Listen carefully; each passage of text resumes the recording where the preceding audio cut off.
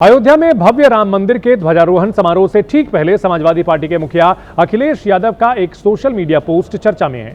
अखिलेश यादव अभी तक एक बार भी राम मंदिर के दर्शन करने नहीं गए हैं, पर उनके ताजा पोस्ट से संकेत मिलता है कि वो भविष्य में वहां जा सकते हैं। अखिलेश यादव ने लिखा है, पूर्णता ही पूर्णता की ओर ले जाती है। ईश्वरीय प्रेरणा से इटावा में निर्माणाधीन श्री केदारेश्वर महादेव मंदिर के पूर्ण होने पर अन्य मंदिरों के दर्शन का संकल्प भी पूर्ण करेंगे। हालांकि उन्होंने अपनी पोस्ट में यह जिक्र नहीं किया है कि वो किस मंदिर के दर्शन का संकल्प पूरा करेंगे। आपको बता दें कि अखिलेश यादव के राम मंदिर में दर्शन के लिए अब तक ना जाने को लेकर सवाल उठते रहे हैं।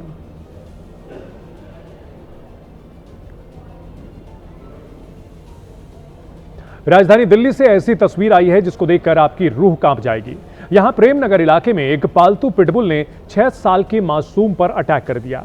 बच्चे को काफी गंभीर चोटें आई हैं। खतरनाक पिटबुल ने हमला अचानक किया। बच्चा कुछ समझ पाता, कुत्ता उस पर कूद पड़ा। कुत्ते ने मासूम पर ऐसा दांत गड़ाया कि उसे छुड़ाने में लोगों के पसीने छूट गए।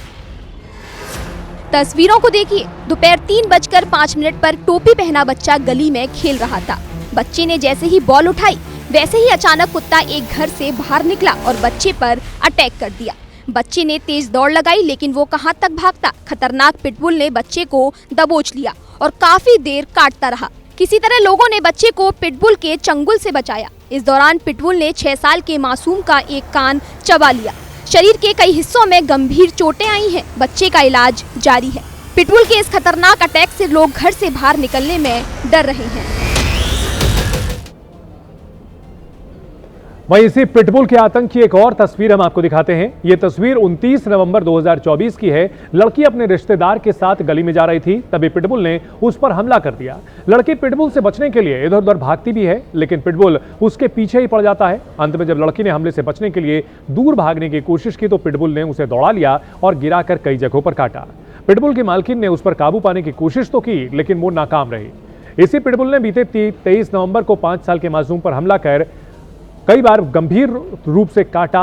घायल बच्चे को अस्पताल में भर्ती कराया गया, जहां उसकी हालत नाजुक बनी हुई है। वहीं इस घटना के बाद लोगों ने दिल्ली पुलिस और एमसीडी को मामले की जानकारी दी। जब एमसीडी की टीम पहुंची तो उसे भी पिटबुल को पकड़ने के लिए काफी मशक्कत करनी पड़ी। आखिर किसी तरह इस डॉग को काबू किया गया। एमसीडी की टीम ने पिटबुल को अपने कब्जे में लेकर शेल्टर होम में भेज दिया है। इसके अलावा दिल्ली पुलिस ने इस मामले में कार्रवाई करते हुए अलग अलग धाराओं में मुकदमा दर्ज कर लिया है।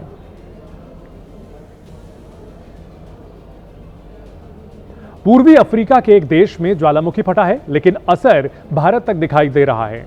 इथियोपिया में 12,000 साल बाद एक ज्वालामुखी में विस्फोट हुआ और वहां से 4,300 किलोमीटर दूर दिल्ली तक राख पहुंच गई। इसकी वजह से कई हवाई उड़ानों को भी रद्द करना पड़ा है। दरअसल इथियोपिया के हेलीगुब्बी में मौजूद ज्वालामुखी 12,000 साल बाद अचानक रविवार को फट गया। 15 किलोमीटर ऊंचाई तक धुएं का गुबार दिखाई दिया। धीरे धीरे ज्वालामुखी की राख लाल सागर पार करते हुए यमन और ओमान तक फैल गई। फिर सोमवार को रात तक भारत में दाखिल हुई तो इथियोपिया से 4,300 किलोमीटर दूर भारत के राजस्थान, गुजरात, महाराष्ट्र, दिल्ली एनसीआर और पंजाब तक ये राख फैल गई। एयरलाइंस के लिए अलर्ट जारी किया गया। दिल्ली, महाराष्ट्र समेत कई राज्यों में उड़ानें रद्द कर दी गई हैं। जानकारों की माने तो फिलहाल हालात चिंताजनक नहीं है। हालात सामान्य हैं, क्योंकि ज्वालामुखी की राख उत्तरी भारत से होते हुए अब चीन की तरफ बढ़ गई है।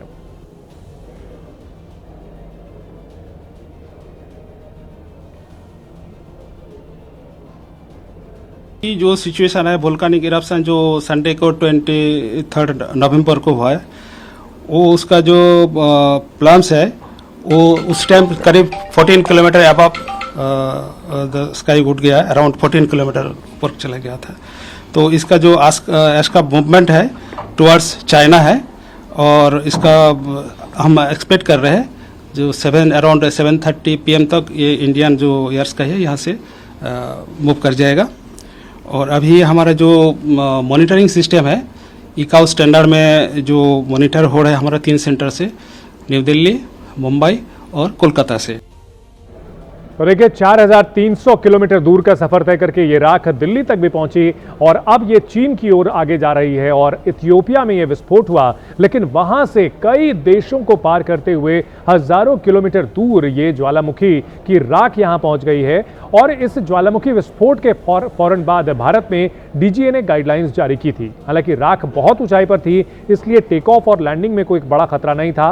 अब तक कई घरेलू और अंतर्राष्ट्रीय उड़ानों को रद्द किया गया है। तो देखिए, हवा में ये राख हजारों किलोमीटर का सफर तय कर चुकी है।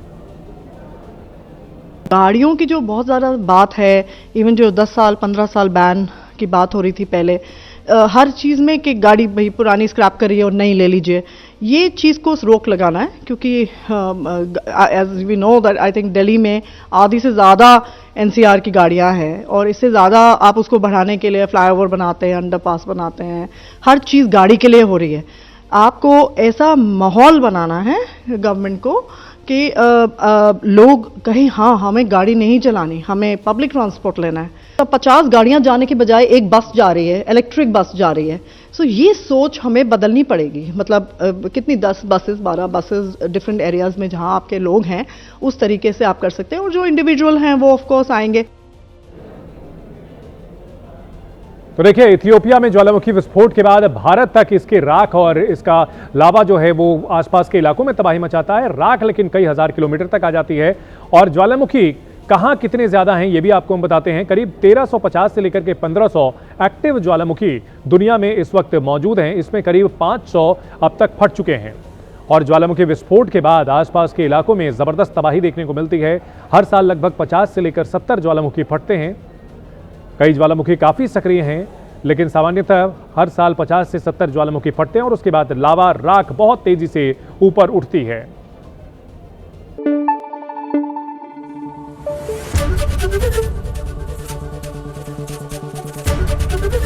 एबीपी न्यूज आपको रखे आगे।